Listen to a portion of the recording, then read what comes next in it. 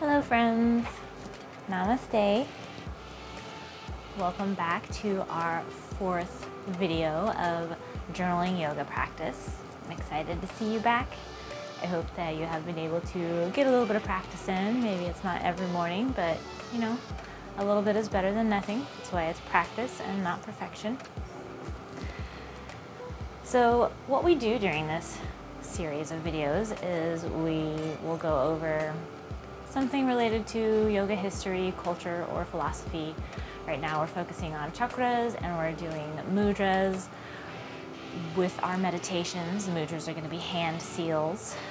In fact, this is Anjali Mudra, which is a hand seal. It's our prayer that we hold in front of our heart. And speaking of heart, today we are going over the Heart Center Chakra, which is our fourth chakra.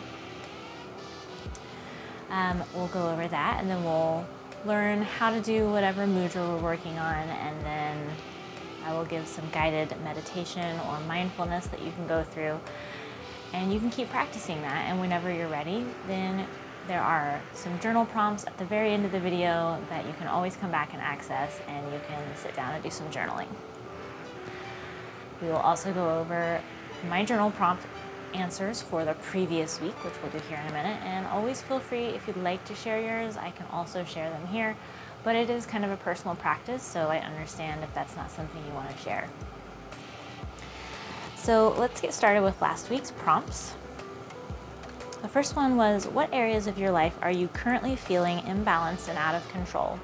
And let me just tell you, that's pretty much everywhere for me right now. I've had a lot of death, a lot of illness going on around me with my friends and family, and it's been very stressful. I have no control over any of that.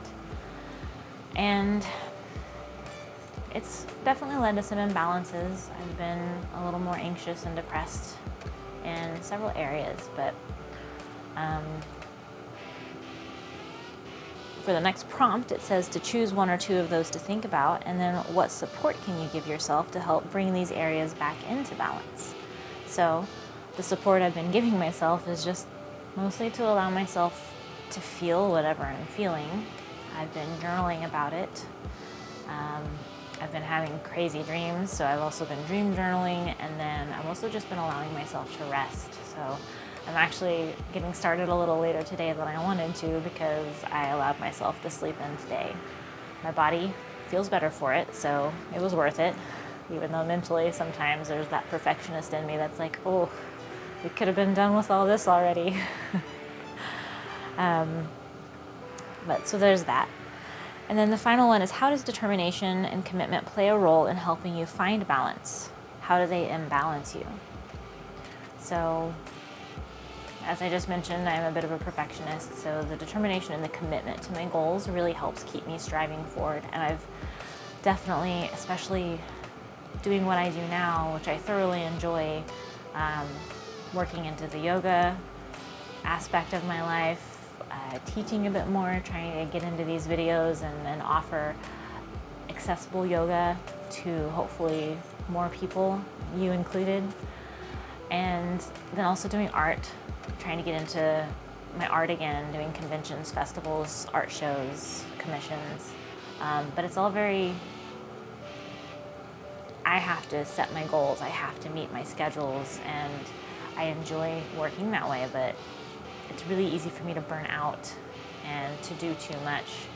And when I do that, then it takes longer for me to recover. So my determination and commitment to those helps push me forward, but they're also the thing that pulls me down if I'm not careful. So it's good to know where your strengths and weaknesses lie in that. So I hope you were able to do your week 3 journal prompts and learn a little bit more about yourself. This week, we're going to get into our 4th chakra. So let's go ahead and move over to the information I've gathered for you, and we'll talk about that.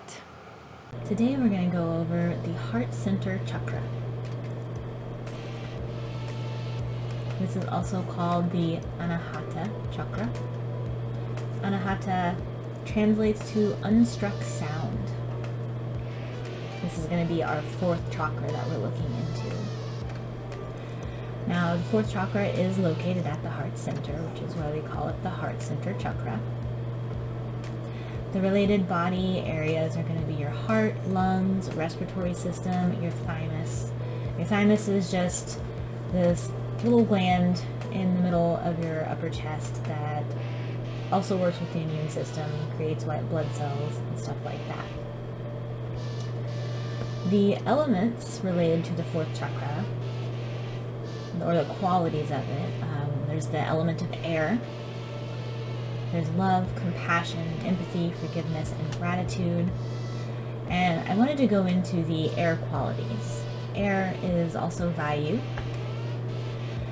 And specifically, the book we're looking at as we go through this talks about how the qualities of air are lightness, movement, sensitivity, and openness. It's also related to sense of touch, cardiovascular and immune systems, and feelings of love and compassion.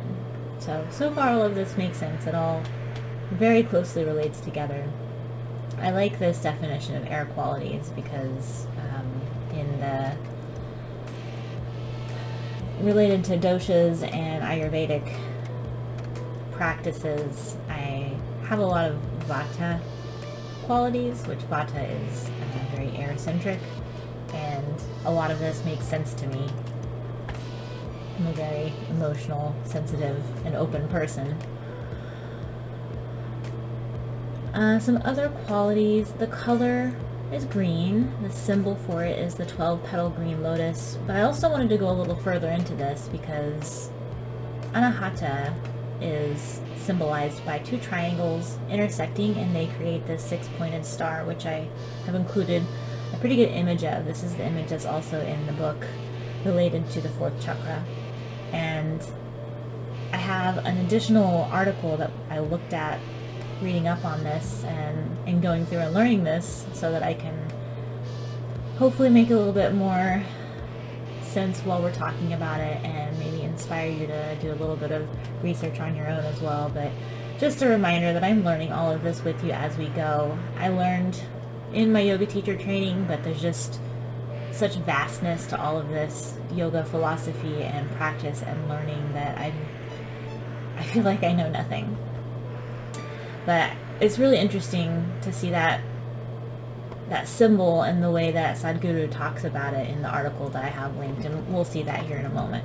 But the other thing I want to go over is the sound it's related to is yam. All of these have a sound they're related to. I'm not sure I've been going over them because it's something I know very little about, but I wanted to go ahead and include it in this one because the article also talks a bit about sound related to Anahata. So let's go ahead and move on to the next one. Practicing with Anahata. You can practice with metta practices or loving kindness practices, and those can be very deep and emotional. They've been very difficult for me in a lot of the personal work that I've done, but they're also very, very worth it. You can do different gratitude practices, however that works for you. You can do a gratitude journal. Heart opening practices, such as back bends when you do asana. Quiet meditations. So this is mentioned in the article that I've been talking about. Sadhguru talks about quiet meditations where you quiet yourself and try to do it in a quiet space, but eventually you hear sound. And this is where the sound comes in, and I'm not very well versed in it, so I don't want to say anything wrong about it, but if you'll read the article, it's pretty interesting what he talks about, how eventually, even though you're sitting in the quiet, you hear all of these sounds around you, which are things that you can notice and connect with, and that they have identified that there's 108 different sounds. There's also color meditations that you can do. Again, this is again going to be colored green. You could also surround yourself with green in different ways, like including walking in nature, gardening, or doing your meditations out in a forest or some sort of nature park. You can surround yourself or connect to the element of air in your meditations. You can also do affirmations related to compassion or openness or kindness. The book that we're looking at specifically has the affirmation, "I listen openly and honor the voice of my heart." And that's something that you can do once you take the mudra that we're going to be doing today, is you can repeat that affirmation. I listen openly and honor the voice of my heart. This quote I have is actually from Sadhguru. It's from the article. And so there's a little bit of what he's talking about prior to this regarding what these two triangles mean. So it's in this context, yogic terminology has used these two triangles. The creature is trying to move up, and the source is neither coming down nor going up. It just seeps into everything. We could say it is like air. Air enters not only through your nostrils, but also your ears, your skin pores, and your mouth if you open it. It has no choice about that. Wherever there is space, it will enter. And it is definitely like it's a cherry picking of this quote, because reading the rest of the article really helps make the rest of this quote make sense. But just this portion of it was so interesting to me, because if you look at the triangles, he keeps talking about how, you know, as a person, we're always striving to go up, always trying to move up, and that could mean various things. It could be, you know, just trying to make more money, which is not inherently a bad thing. It could be trying to learn more about yourself, to get closer to divine universe, whatever it is. And then the source, which is all of the energy and the divine universe in the world, it comes not down into you, it just is there seeping into you, just like air. And I thought that was very interesting to read through. The rest of the article also talks about the possibilities and perils of Anahata sadhana. And my understanding reading through this, specifically about the word sadhana, is that it's this spiritual practice and the study of the Anahata sadhana, and just how beautiful and terrible it can be for us as humans. There's a lot that goes into it. There's a lot of, it can be very painful to open the heart, but it's also very worth it. And I do highly recommend this article. It was very interesting to read, and I'm sure it's not at all the only one out there that talks about Anahata. It just was one that caught my attention. Well, let's go ahead and move on to the mudra that we're going to be doing today. This is Hridaya Mudra. You'll notice I have an example there of what it looks like. This is the mudra for inner guidance. It's focusing on insight, self-compassion, and safety. Maybe you'll notice a theme. I've been kind of keeping in with grounding and safety types of mudras as we get started, because a lot of this work is very emotional. It can be very scary, even just to do this alone with yourself.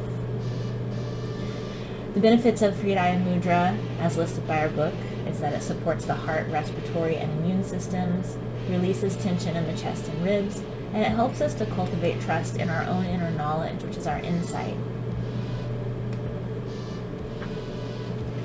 In order to do the Hridaya Mudra, you're going to find a comfortable seat where you can be grounded, or at least have your feet grounded if you're sitting in a chair. Make sure you sit with a tall spine and let the shoulders melt away from your ears. And then you'll place the right hand over the heart center, and you follow that with the left hand over the right. Now that you've found your comfortable seat and you're set up with your mudra, allow your eyes to close or have a soft gaze, something that allows you to move inward. And start to notice your breathing. As you do, notice how your chest rises and falls, moving your hands up and down. Maybe notice the heartbeat pulsing in the right palm, vibrating that energy up to the left.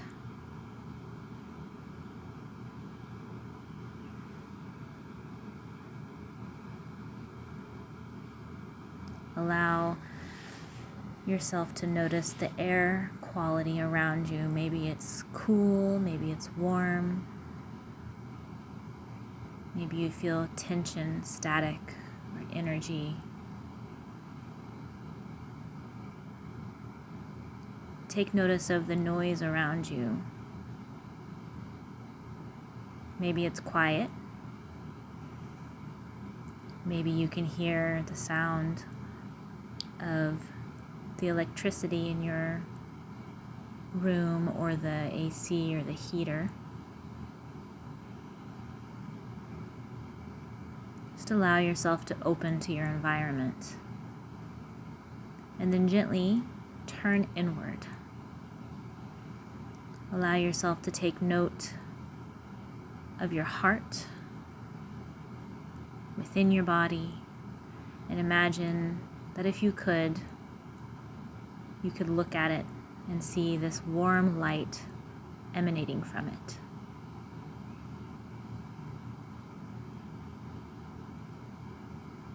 This warm light is all of the good, all of the compassion, all of the love and kindness, the safety and support that you can provide for yourself and others. It's the gratitude and the joy, the honesty, the creativity, and the lightness that we feel being human.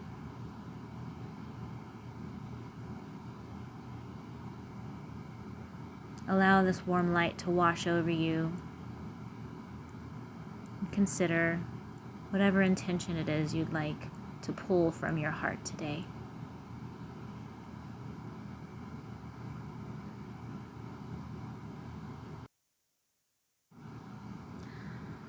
Allow your hands to fall back down to your knees. Take a couple of deep breaths. And now is a great time to either pause and continue to meditate, or you can continue with the video and we'll go over our prompts. Here are our journal prompts for our practice number 4, the Heart Center Chakra. What are 3 things you truly love about yourself? And if you have to dig deep, that's okay, but really, really find 3 things that you can say without a doubt that you love about yourself. What self-care and self-kindness practices can you practice for yourself daily?